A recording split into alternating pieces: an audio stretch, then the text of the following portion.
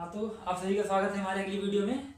जैसा कि आपने देखा पिछली वीडियो में कुछ आपको बहुपद के उसके रियल नंबर के सवाल बताए गए थे। हमारे पास इतना ज़्यादा टाइम नहीं है कि हम एक एक सवाल को डिटेल में आपको एक्सप्लेन कर सकेंगे, तो इसीलिए हम अब अगले चैप्टर की तरफ बढ़ते हैं। और अगर रियल नंबर से रिलेटेड कोई भी अगर आपको डाउट आता है तो आप जो है कमेंट सेक्शन में आए, अपना डाउट शेयर करें, आपको समाधान दिया जाएगा। तो आज आपका दूसरा चैप्टर चालू करते हैं, जो है बहुपद।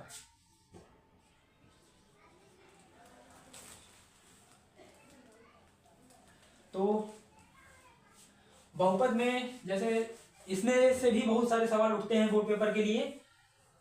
तो पहला सवाल हम लोग स्टार्ट करते हैं, नॉर्मल से स्टार्ट करते हैं। जैसे एक सवाल है कि 5x plus 7y equal to 6, और यदि x बराबर 1 है तो y का मान होगा। तो इसके में आप समझ ही रहे हैं, सिंपल क्वेश्चन है कि x का मान 1 दिया है, y का मान हमें निकालना है। तो समीकरण में हम लोग इसमें x की जगह पे 1 रख देंगे, आपको y का मान प्राप्त हो जाएगा।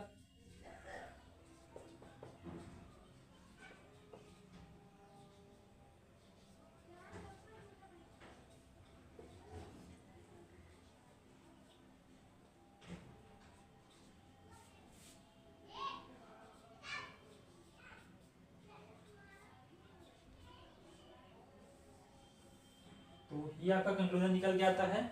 यदि ऐसा समीकरण दिया गया है, उसमें एक x का मान दिया है, y का मान पूछेगा, तो ये सिंपल सा वे है, आप इसमें जो है x का मान रखेंगे, y का मान आपको पता चल जाएगा। तो इसी तरह हम अगले सवाल पे बढ़ते हैं।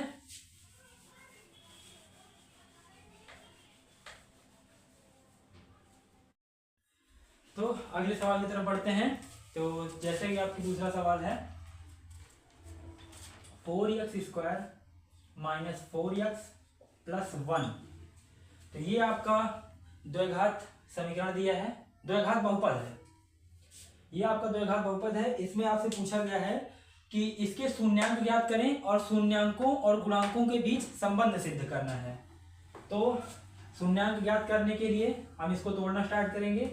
x² minus 2x plus 1।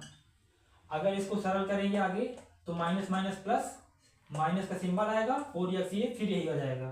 तो आगे इसमें बढ़ते हैं।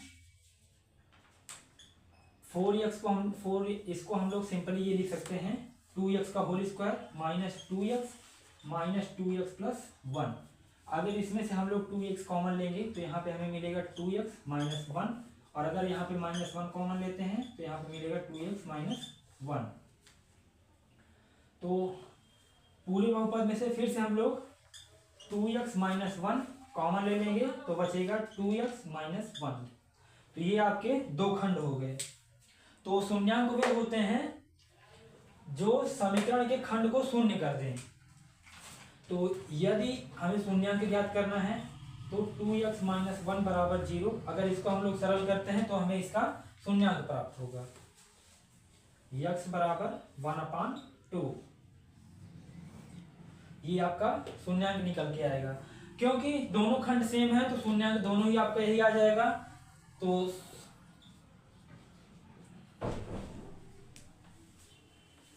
इस बहुपद का आपको शून्यांक प्राप्त हुआ 1/2, 1/2। ये आपके दो शून्यांक हो गए। और गुणांक के लिए जैसे कि ये आपका समीकरण है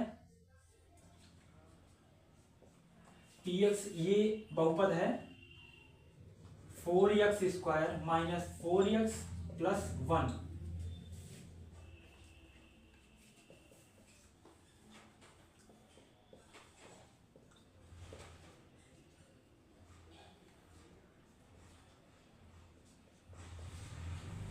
तो ये आपका दूसरा समीकरण, हमने माना कि इसी फॉर्म में है समीकरण। तो समीकरण 1 व 2 की,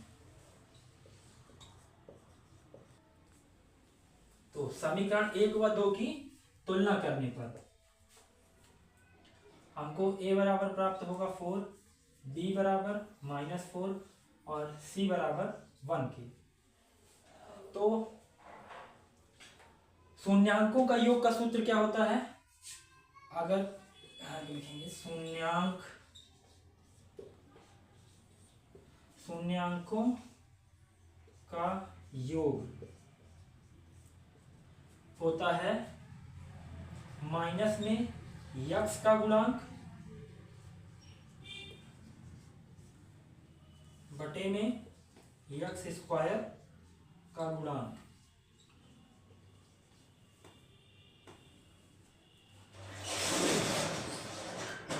हमने जिस समीकरण से इसकी तुलना की है तो ये आपके गुणांक हैं। यक्स स्क्वायर का गुणांक है आपका a और यक्स का गुणांक है b और अचर पद है c। तो यहां पे लिखेंगे हम लोग माइनस में b बाई a, ये आपका होगा शून्यांकों का योग।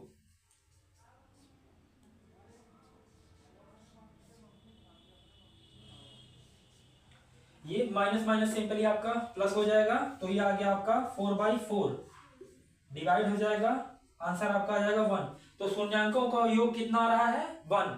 और अगर हमें इसके बीच में संबंध सिद्ध करना है तो शून्यांकों को हम दोनों जोड़ लेते हैं और जो आपके फॉर्मूले से आया है उससे अगर दोनों सेम आ गए तो मतलब ये सिद्ध हो जाएगा।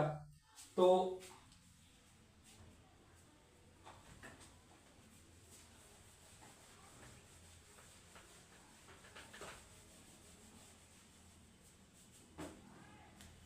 आपके दो शून्यांक ये हैं, तो यहां पे लिखते हैं शून्यांकों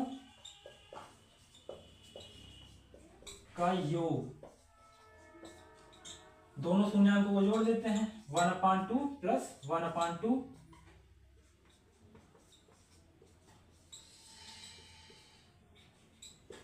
तो यहां पे भी आपका शून्यांकों का योग 1 आया। तो इसका तात्पर्य यह है कि ये आपके दोनों शून्यांक हैं और यहां से हमने मान निकालकर शून्यांकों और गुणांकों के बीच में संबंध सिद्ध कर दिया है।